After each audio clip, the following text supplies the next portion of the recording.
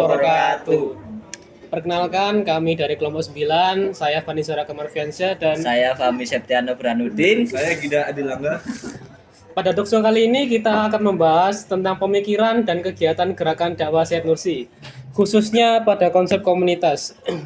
Untuk mengumpulkan data penelitian ini menggunakan analitik teks terhadap karya-karya Nursi, observasi, dan wawancara.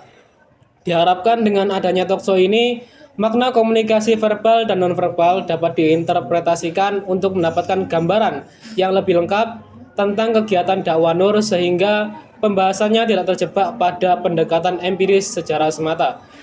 Penulis menyimpulkan bahwa gerakan dakwah Nursi merupakan gerakan non-politik yang mengedepankan komitmen terhadap nilai-nilai universalitas Islam. Selain itu, konsep komunitas dalam pemikiran Nursi memberdayakan teori komunitarian yang dikemukakan oleh Hamid Maulana dan Wilson dan Majid Tehranian. Di samping saya ada narasumber saya yang pertama ini. Saya mau bertanya, sebagai seorang tokoh yang memiliki kontribusi bagi pengembangan spiritualitas di Turki, apa saja yang dia dapatkan? Dan coba ceritakan terlebih dahulu bagaimana sih sejarah hidup Syed Nursi? Baik, saya akan menjawab soal nomor 1. Sebagai seorang tokoh yang memiliki kontribusi sebagai pengembangan spiritual di Turki, apa saja yang dia dapatkan dan coba ceritakan terlebih dahulu bagaimana sih sejarah hidup Syed Nursi. Syed Nursi banyak mendapat apresiasi dari akademis, cendekiawan, dan ilmuwan saat ini. Ia hidup dalam 3 fase sejarah transisi di Turki. Masa penghapusan kekhalifahan Utsmani 1924 digantikan rezim sekuler dengan tokoh sentralnya Kemal Atatürk yang rezimnya berakhir 1950 setelah kalah dalam pemilu dan digantikan penguasa selanjutnya Partai Demokrat. Sebagai dai dan cendekiawan, ia berorasi, berdialog, menulis, dan berusaha mendirikan pendidikan yang ideal sesuai dengan konteks zamannya. Sebagai besar karya Nursi ditulis di Bui dan pengasingan selama kurang lebih 25 tahun. Kumpulan tulisannya diberi nama Risalah Nur yang berisi 6.000 lembar lebih karyanya. Pemikiran Nursi terus bergulir tidak hanya di Turki, namun sudah merambah dan mengglobal membentuk gerakan transisional hingga di Indonesia. Sebagai gerakan transisional non-politik, gerakan pemikiran Nursi membidik para pelajar dan mahasiswa agar menyerap nilai-nilai luhur cita-citanya. Semua berawal dari Dershem, sebuah tempat kajian pemikiran sang tokoh. Oke, baik sekali pertanyaan dijawabnya. Pertanyaan kedua, saya akan tanyakan ke narasumber kami yang kedua, yakni Mas Gida. Saya mau tanya, sebelum mengetahui seorang Syed Nursi lebih dalam ini kita harus tahu apa saja biografi dari seorang Syed Nursi ini. Bisa dijelaskan, Mas? Baik, saya akan menjelaskan. Syed Nursi dari tahun 1877 sampai 1960 lahir di desa Nurs, wilayah Turki Timur, dan meninggal di daerah Urfa. Ia anak keempat dari 7 bersaudara. Ibunya bernama Nuriye atau menurut penulis biografi Badili bernama Nure atau Nura. Ayahnya bernama Mirza yang dikenal pula dengan Sufi Mirza. Kakaknya yang bernama Abdullah telah menginspirasi dan mendorong Nursi untuk giat menuntut ilmu. Ia mulai mempelajari Al-Quran kala usianya 9 tahun. Ia terpesona dan keilmuan sang kakak yang berbeda dibanding pemuda seusianya di kampung yang tidak pernah belajar. Nursi belajar dari madrasah ke madrasah dari guru-guru lainnya. Dia pernah belajar ke madrasah Bayazid di bawah bimbingan Syekh Muhammad Celali yang hanya berlangsung selama 3 bulan. Di madrasah tersebut, Nursi mendapatkan dasar-dasar yang kelak sebagai pembuka ilmu-ilmu lainnya. Normalnya, seorang murid berada di madrasah tersebut 10 hingga 15 tahun selama di Bayazid. Nursi menghabiskan sebagian besar waktunya untuk belajar. Di sekolah ini pula ia memperoleh gelar diploma dari Syekh Celali yang kemudian ia dijuluki Molla Said. Nursi banyak terlibat diskusi dan perdebatan ilmiah dengan para ulama di Sirk, Bitlis, Tizre, Mardin, bahkan di tempat-tempat yang ia singgahi lainnya. Sadimardin Nusi mulai bersentuhan dengan dunia politik dalam sebuah karya berjudul Munazarat, Perdebatan-Perdebatan, yang pertama kali diterbitkan pada 1913. Nursi menulis 16 tahun sebelum revolusi konstitusional tahun 1908. Di Mardin saya menemukan seseorang yang membimbing saya menuju kebenaran. Dia menunjukkan kepada saya cara yang adil, pantas dalam politik. Juga pada saat itu saya disadarkan oleh mimpi Kemal yang masyhur. Atas didesakan Gubernur Bitlis Omer Pasha, Nursi tinggal di 2 tahun rumahnya. Selain mengajari sang gubernur, Nursi juga mendalami ilmunya.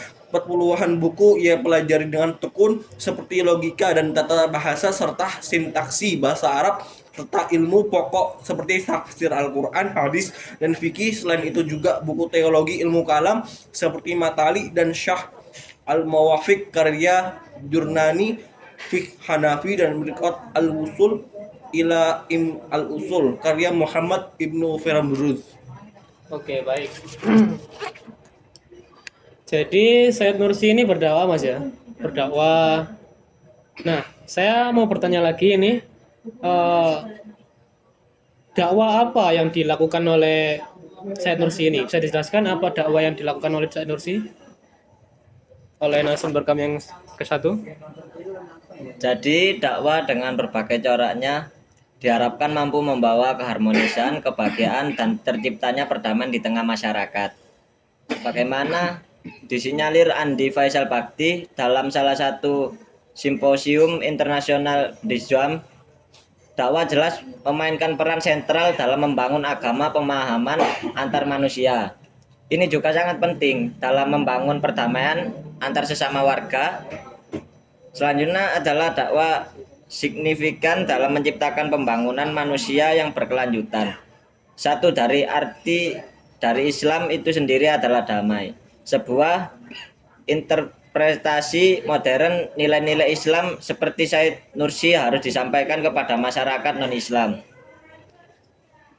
agar menjadi umat Islam dipahami. Akhirnya, seiring pendekatan komunikasi modern, pembangunan bertanggung jawab atas destabilisasi, saat ini dunia tidak damai. Strategi komunikasi Islam mungkin bisa membantu dalam memastikan keberhasilan dalam penerapan ini. Strategi pendidikan nonformal atau dakwah, serta dalam kegiatan intra dan ekstra universitas dalam mengejar tujuan mencapai kedamaian. Jadi ini Said Nursi ini dalam berdakwah sangat sangat bersemangat ya. Iya, betul. Bersemangat. Saya ingin bertanya lagi, apa sih semangat yang dilakukan oleh Said Nursi ini dalam berdakwah? Bisa dijelaskan, Mas Angga? Semangat Nursi guna memperbaiki tatanan masyarakat dan terlebih saat menyaksikan kemusorotan kekhalifahan Turki. Nursi mengusulkan kepada Sultan Abdul Hamid agar mendirikan sekolah yang mensintetiskan ilmu keislaman dan ilmu pengetahuan modern. Nursi menganggap bahwa pendidikan merupakan titik tolak kebangkitan umat Islam dari kebodohan dan tertinggalan zaman. Ide ini setidaknya yang mempengaruhi Fethullah Gulen dalam geraknya yang juga berskala transnasional dengan menyelenggarakan pendidikan modern yang berskala internasional. Gerakan ini disebut oleh Muhammad Hakan Yaquz sebagai The New Nur Movement di Indonesia, Gerakan Fethullah Gulen. Secara struktural di bawah payung lembaga PASGAT, Pacific Countries Social and Economic Solidarity Association, yang berdiri pada tanggal 27 Desember 1908, yang diprakarsai oleh para pengusaha, akademisi, dan budayawan Turki, yang menjadi salah satu organisasi yang mendapat persetujuan kabinet Turki dengan tujuan menjadi jembatan Turki dengan negara-negara Pasifik termasuk Indonesia. Di era sekarang ini kan eranya komunikasi, Mas ya. Ya. Nah, apakah dakwah ini bisa disejajarkan dengan komunikasi, Mas? Bisa dijawab? Bisa karena sebagai gerakan dakwah juga memiliki berbagai aktivitas, atau dengan kata lain metode dan strategi serta media dakwah memiliki pola-pola yang unik dan beragam.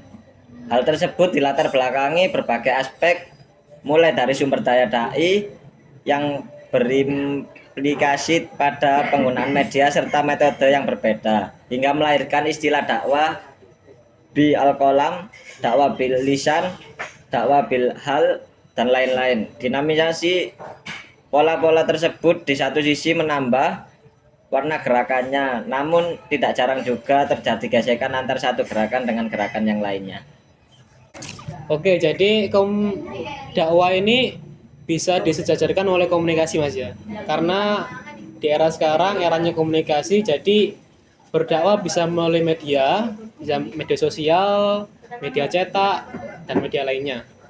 Sekarang pertanyaan terakhir yang saya tanyakan kepada Mas Angga, sekarang pemikiran dakwah menurut Syed Nursi itu seperti apa? Bisa dijelaskan? Di dalam karya Rusdi, sebagian besar berisi tentang ajakan bertauhid, yaitu kesadaran manusia pada keesahan Sang Pencipta. Uraian tentang tauhid dipaparkan secara panjang oleh Nursi dalam karyanya Al-Masnawi An-Nuri. Dalam karya tersebut, Nursi membuka penjelasannya tentang tauhid merujuk pada surat Az-Zumar 62-63, surat Yasin ayat 83, dan surah Hud ayat 56. Nursi membagi tauhid menjadi dua. Pertama, tauhid yang bersifat umum, yaitu dengan berkata tiada sekutu baginya, alam ini bukan milik selainnya. Dalam hal ini, kelalaian dan kesesatan masih bisa bercampur di dalam pemilik tauhid tersebut. Kedua, tauhid hakiki, yaitu dengan berkata dia adalah Allah semata, kerajaan alam, dan segala sesuatu adalah miliknya. Ia melihat berbagai tanda kekuasaannya pada segala sesuatu. Tauhid ini jauh dari kesesatan, manakala dapat menghayati dengan penuh iman.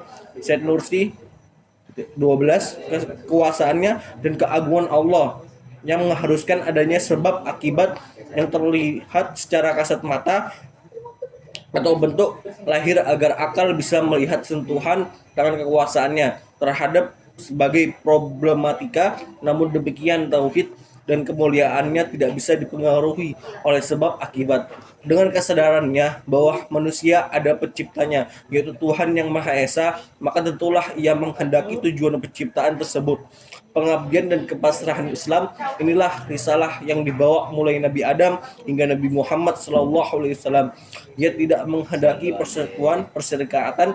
Sikap tauhid akan melahirkan kesadaran bahwa hidup memiliki tujuan yang tidak terbatas hanya di dunia ini.